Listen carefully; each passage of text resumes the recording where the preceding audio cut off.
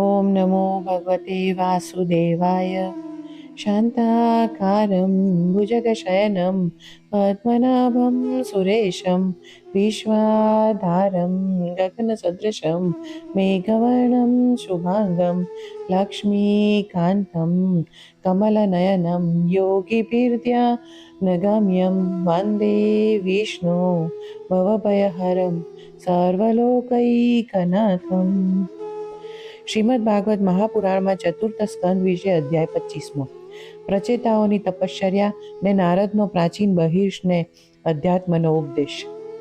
મૈત્રી બોલ્યા, એમ ઉપદેશ કરી ભગવાન શંકર પ્રચેતાઓથી પૂજા સત્કાર પામીને તે રાજપુત્રોના દેખતા ત્યાં અદ્રશ્ય થયા। પછી તે સર્વ પ્રચેતાઓ શંકરે ઉપદેશેલા ભગવાનના તે સ્તોત્ર રુદ્ર ગીતનો પાઠ કરતા 10,000 વર્ષ સુધી જળમાં તપશ્ચર્યા કરતા હતા। તે વેળા હે વિદુરજી, બીજી તરફ તેઓના પિતા પ્રાચીન બહિર્ષ રાજા કે જેમનું મન કર્મો કરવામાં આસક્ત હતું, તેમને અધ્યાત્મ તત્વ જાણનાર કૃપાળુ નારદજીએ આવો ઉપદેશ આપતા કહ્યું, હે રાજન, આ વૈદિક કર્મો કરવામાં તું પોતાનું કયું કલ્યાણ ઈચ્છે છે? દુઃખનો નાશ અને સુખની પ્રાપ્તિ, એને જ તું કલ્યાણ તરીકે જો ઈચ્છતો હોય તો વિચારક પુરુષો એ બંનેના કર્મના ફળ તરીકે ઈચ્છતા નથી। પ્રાચીન બહિર્ષ રાજા બોલ્યા, હે મહાભાગ્યશાળી નારદજી, કર્મોથી વ્યાકુળ બુદ્ધિવાળો હું મોક્ષ સંબંધી કંઈ સમજતો નથી, માટે તમે મને નિર્મળ જ્ઞાનનો ઉપદેશ આપો કે જેથી હું કર્મોથી મુક્ત થાઉં। પુત્ર સ્ત્રી વગેરેના ભરણ પોષણને જ પરમ પુરુષાર્થ માનનારો મનુષ્ય કર્મોથી ખટપટથી ભરેલા ઘરમાં રહીને મોક્ષ પામી શકતો નથી, પણ ઉલટો મૂઢ બની સંસાર માર્ગમાં ભટક્યા કરે છે।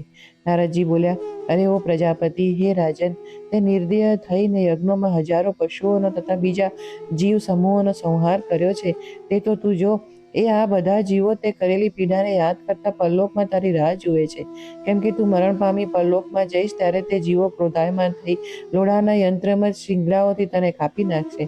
આ વિષયમાં પુરંજન રાજાના ચરિત્રરૂપ આ પુરાતન ઇતિહાસ હું તને કહું છું, તે તું સાંભળ। એ રાજા, પુરંજન નામે વિશાળ કીર્તિવાળો એક રાજા હતો। તેનો એક મિત્ર હતો, જેનું નામ તથા વર્તન કોઈના જાણવામાં ન હતું। એ રાજા ભોગ સ્થાનની શોધ માટે આખી પૃથ્વી પર ભટક્યો, પણ પોતાને યોગ્ય ભોગ સ્થાન મળ્યું નહીં ત્યારે ઉદાસ જેવો થઈ ગયો। વિષયની ઈચ્છાવાળા તેને પૃથ્વી ઉપર જેટલા શહેરો છે તે સર્વ તે વિષયોની સિદ્ધિ ભાગ માટે યોગ્ય લાગ્યા નહીં। પછી એક સમયે હિમાલયના દક્ષિણ શિખરો ઉપર એક શહેર તેને જોવામાં આવ્યું। તેને 9 દરવાજા હતા અને શહેરના સર્વ લક્ષણો તેમાં દેખાતા હતા। કિલ્લાઓ, બાગ બગીચાઓ, અટારીઓ, ખાઈઓ તથા ગોખોથી તે યુક્ત હતું અને સોનાના, રૂપાના તથા લોઢાના શિખરોવાળા ઘરોથી ચોતરફ એ વ્યાપ્ત હતું। એ શહેરની હવેલીઓની ભૂમિ નીળમણી, સ્ફટિકમણી, વૈંડુર્યમણી, મોતીઓ, મસ્તકમણી તથા માણેકથી જડેલી હતી અને શોભાથી જાણે ભોગવતી નામની નાગ લોકોની નગરી હોય તેવું લાગતું હતું। સભાસ્થાનો, ચૌટા, શેરીઓ, ક્રીડાસ્થાનો તથા બજારોથી અને મનુષ્યોના વિશ્રામ સ્થાનો, ધજા પતાકાઓ તથા પરવાળાઓની ઓટલીઓથી એ યુક્ત હતું। એ શહેરની બહારના ભાગમાં જે બગીચો હતો તે દિવ્ય વૃક્ષો અને લતાઓથી વ્યાપ્ત હોય તેની અંદરના જલાશયો કલ્લોલ કરતા પક્ષીઓ અને ગુંજરાઓ કરતા ભમરાઓથી ગાજી રહ્યા હતા। શીતળ ઝરણાઓના જળકણવાળા અને પુષ્પોના સમૂહમાં થઈને આવતા વાયુને લીધે તે બગીચાના વૃક્ષોની શાખાઓ ઝૂલતી હતી અને તેથી વાડીઓના કિનારાઓ ઉપર તે શોભા થતી હતી।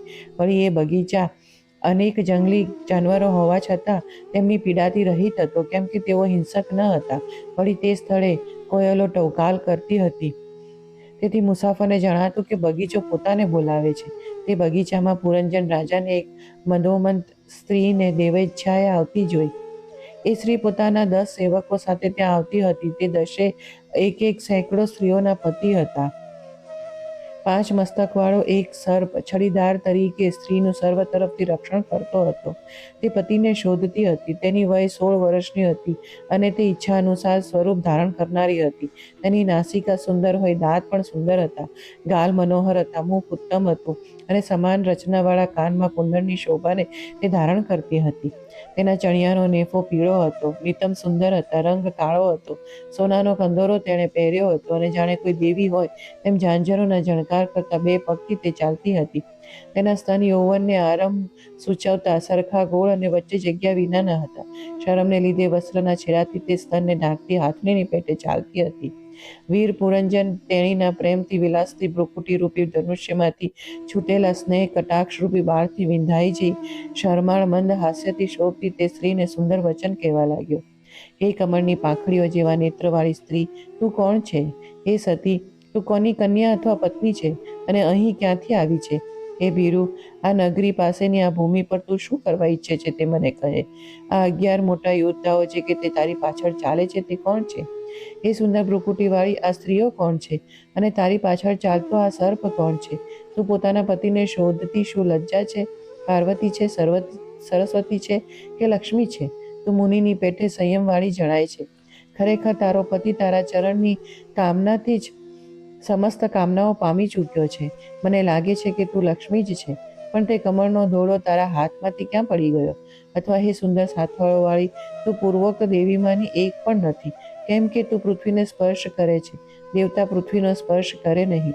તો જેમ લક્ષ્મી દેવી યજ્ઞ પુરુષ વિષ્ણુ ભગવાનની સાથે શ્રેષ્ઠ લોક વૈઠું શોભાવે છે, તેમ તું પણ વીરોમાં શ્રેષ્ઠ અને ઘણા કર્મો કરનારા મારી સાથે આ નગરીને શોભાવવાને યોગ્ય છે. કેમ કે લજ્જા સાથે પ્રેમપૂર્વક વિલાસ કરતી તારી ભ્રુકુટીથી તે પ્રેરણા કરેલો આ ભગવાન કામદેવ તારા કટાક્ષ પડવાથી ખંડિત થયેલા મનવાળા મને અત્યંત પીડા આપે છે. માટે હે સુંદરી, તું મારા ઉપર કૃપા કર.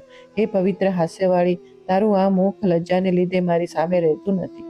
સુંદર ભ્રુકુટીવાળું, કિકીઓવાળા નેત્રવાળું, લટકતા શ્યામ કેશોની લટોથી વીંટળાયેલું અને સુંદર અણીવાળું છે. તેને જરા ઊંચું કરી તું મને બતાવ તો ખરી.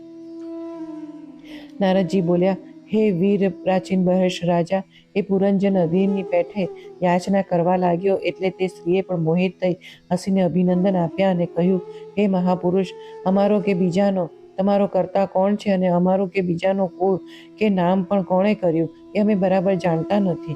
અર્થાત તમે પૂછો છો, પણ મને મારા પિતાની વંશ સ્થાપનારની તથા નાદ પાડનારની ખબર નથી. હે વીર, અમે માત્ર એટલું જ જાણીએ છીએ કે અમે અહીં રહીએ છીએ. એ સિવાય બીજું કંઈ અમે જાણતા નથી. તેમજ અમારા શરણરૂપ આ નગરી કોણે બનાવી તેની પણ અમને ખબર નથી. એ માન આપનાર રાજા, આ પુરુષો મારા મિત્રો છે અને આ સ્ત્રીઓ મારી સખીઓ છે. હું જ્યારે સૂઈ જાઉં છું ત્યારે આ સર્પ નગરીનું રક્ષણ કરતો જાગે છે.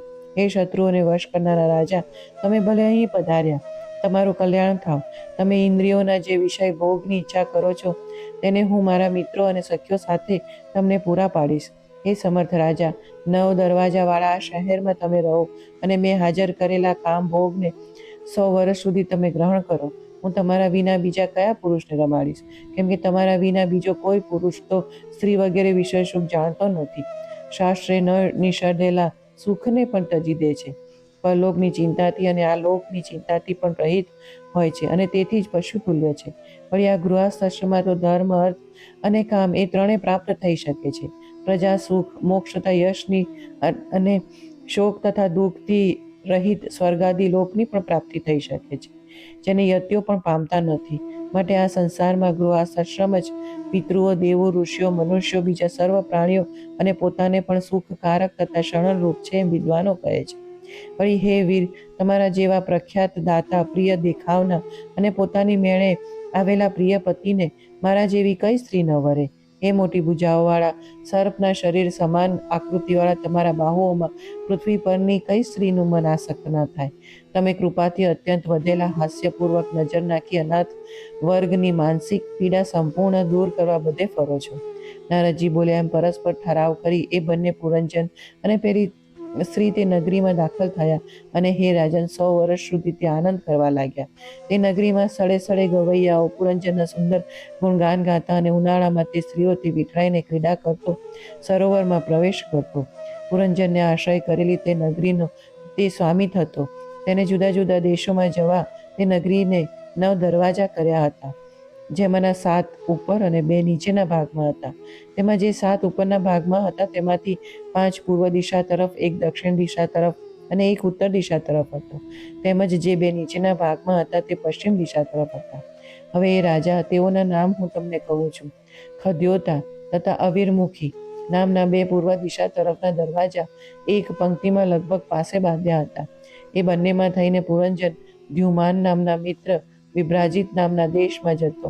તેમજ નલિની અને નાલિની નામના 2 પૂર્વ ના દરવાજા હતા. તેમાં થઈને પુરંજન અવધૂત નામના મિત્ર સાથે સૌરભ નામના દેશમાં જતો. હવે પાંચમો પૂર્વ તરફનો જે દરવાજો હતો તેનું નામ મુખ્ય હતું, અને તેમાં થઈને પુરંજન રસગ્ન અને વિપણ નામના બે મિત્રો સાથે આપણ અને બહુદન નામના દેશમાં જતો. એ પ્રાચીન બહિષ, એ નગરીને પિતૃહુ નામનો જે દક્ષિણ તરફનો દરવાજો હતો તેમાં થઈને પુરંજન શ્રુતધર નામના મિત્ર સાથે દક્ષિણ પાંચાલ નામના દેશમાં જતો. તેમજ તે નગરીના ઉત્તરમાં દેવહુ નામે દરવાજો હતો. તેમાં થઈને પુરંજન શ્રુતધર મિત્ર સાથે ઉત્તર પાંચાલ દેશમાં જતો હતો.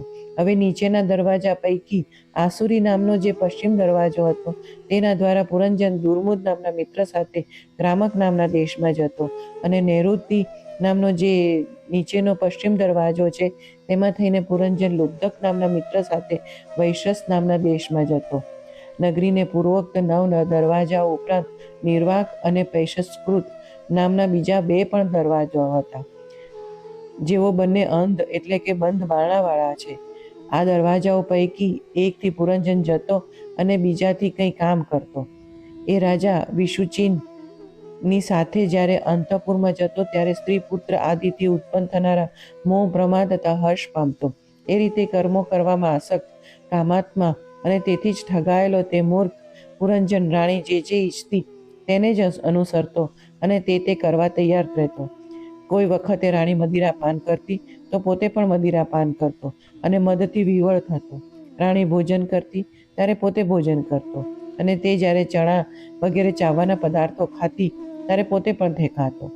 કોઈ વેળા રાણી ગાતી તો તે પણ ગાતો, કોઈ વખતે રડતી તો તે પણ રડતો, કોઈ વખતે હસતી ત્યારે પોતે પણ હસતો, અને કંઈ બોલતી ત્યારે તેની પાછળ પોતે બોલતો.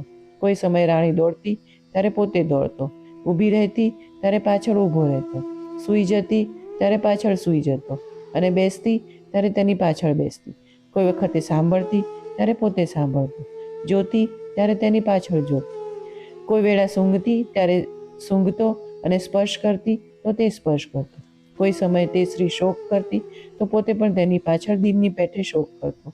જો હર્ષ પામતી તો તેની પાછળ હર્ષ પામતો, અને ખુશ રહેતી ત્યારે તેની પાછળ ખુશ રહેતો.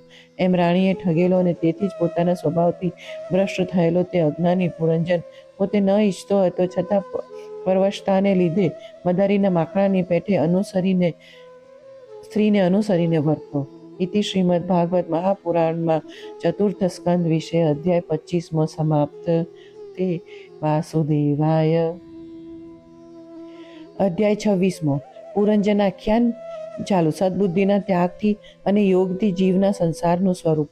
નારદજી બોલ્યા, એક દિવસે તે પુરંજન પોતાનું ધનુષ્ય લઈ 5 ઘોડાઓ જોડેલા ઝડપથી જનારા, 2 ઈસોવાળા, 2 પૈડાઓવાળા, 1 ધરીવાળા, 3 ધજાઓવાળા, 5 બાંધવાની દોરીઓવાળા, 1 લગામવાળા, 1 સારથીવાળા, 1 બેસણીવાળા, 2 ઊંટડાઓવાળા, 5 પદાર્થોથી ભરેલા, 7 પડદાઓવાળા, 5 પ્રકારની ગતિવાળા અને સુવર્ણના સાજવાળા રથમાં બેસી પંચપ્રસ્થ નામના વનમાં ગયો. તે વેળા તેણે સુવર્ણનું કવચ પહેર્યું હતું અને અખૂટ ભાતો બાંધ્યો હતો, અને 10 સૈનિકો તથા 11મો સેનાપતિ તેની સાથે હતો. તે ગર્વિષ્ઠ રાજા હાથમાં ધનુષ્ય બાણ લઈ ત્યાં તજવાને અયોગ્ય એવી પણ પત્નીને તજી પોતે મૃગોમાં આસક્તિથી લાલચુ બની મૃગ્યા કરવા લાગ્યો. ઘોર અંતઃકરણવાળો ને નિર્દય તે પુરંજન આસુરી વૃત્તિનો આશ્રય કરી તીક્ષ્ણ બાણો વડે વનમાં જંગલી પ્રાણીઓને મારવા લાગ્યો. વનના પવિત્ર પશુ મારવા એ રોગ પ્રાપ્ત છે, તેથી જ તેમાં આવા 6 નિયમો કરાય છે. જે અત્યંત રાગી થઈ પશુવધ કરે તો શ્રાદ્ધાદિ પ્રસંગે જ, તેમાં પણ અમુક પ્રસિદ્ધ શ્રાદ્ધાદિમાં જ, નહીં કે નિત્ય શ્રાદ્ધ આદિમાં, તેમાં પણ રાજા જ વધ કરે, બીજો નહીં. તે પણ અમુક પવિત્ર પશુઓનો જ, સામાન્ય બીજાઓનો નહીં, અને તે પણ વનમાં જ, અને તે પણ ઉપયોગ પ્રમાણે.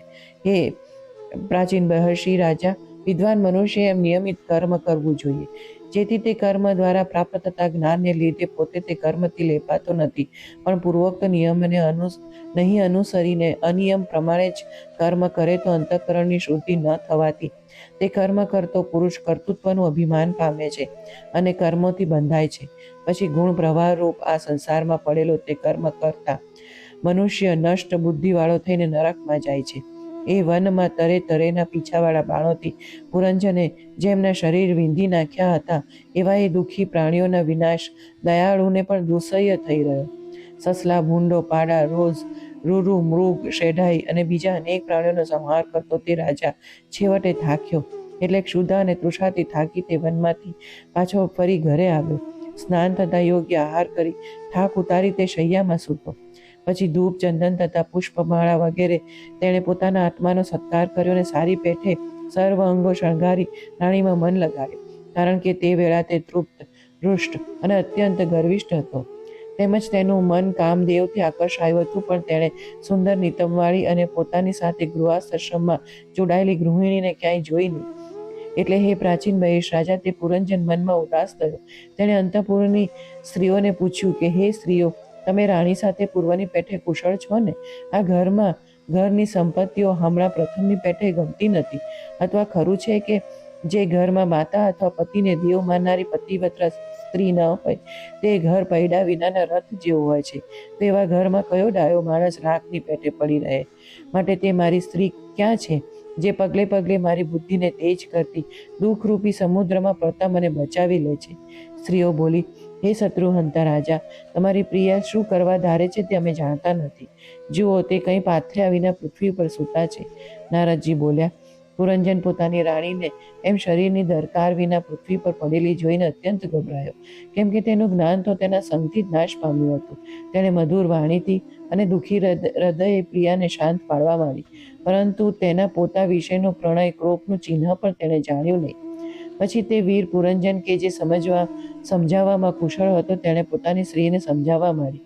પ્રથમ તો તેને પગે લાગ્યો અને પોતાને ખોળામાં લઈને લાડ લડાવવા લાગ્યો. પુરંજન બોલ્યો, હે સુંદરી, તે સેવકો ખરેખર પુણ્યહીન છે. જેઓ કંઈ અપરાધ કરે ત્યારે તેઓએ તેમના સ્વામીઓ પોતાના માનીને શિખામણ માટે શિક્ષા કરતા નથી. સ્વામી સેવકોને શિક્ષા કરે છે તે એમના ઉપર પરમ કૃપા જ કરે છે એમ સમજવું. પણ હે નાજુક સ્ત્રી, તે શિક્ષાથી ક્રોધે ભરાયેલા મૂર્ખ સેવક સ્વામીનું તે શિક્ષારૂપ બંધકૃત્ય સમજી શકતો નથી કે મારો સ્વામી મારું હિત જ કરે છે.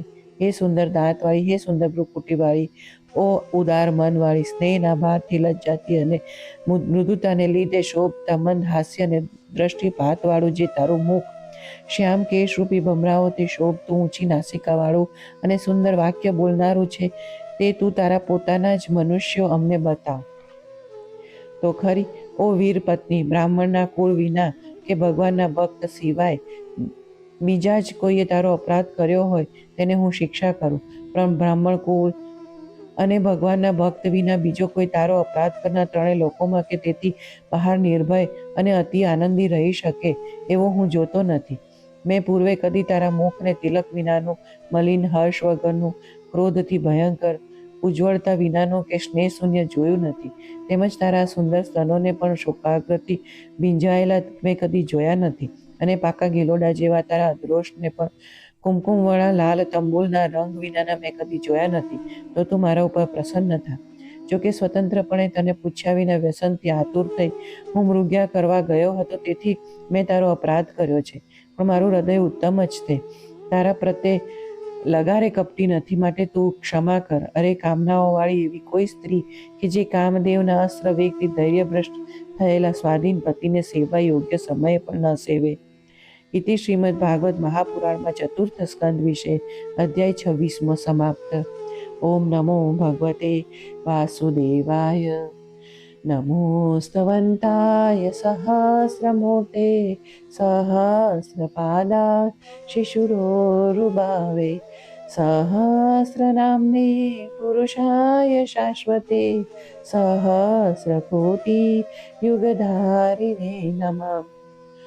અસિતગિરિસમં સ્યાत् કજ્જलं સિન્ધુપાત્રે સુરતરુવરશાખા લેખની પત્રમુરવી લિખતિ યદि ગૃહીત્વા શારદા સર્વકાલં તદપિ તવ ગુણાનામીશ પારં ન યાતિ. ત્વમેવ માતા ચ પિતા ત્વમેવ બંધુ ચ સખા ત્વમેવ વિદ્યા દ્રવિણં ત્વમેવ त्वमेव सर्वं मम देवदेव कायेन वाचा मनसेन्द्रिये वा बुद्ध्यात्मना वा प्रकृते स्वभावात् करोमि यत्तत् सकलं परस्मै नारायणायेति समर्पयामि। ॐ नमो भगवते वासुदेवाय।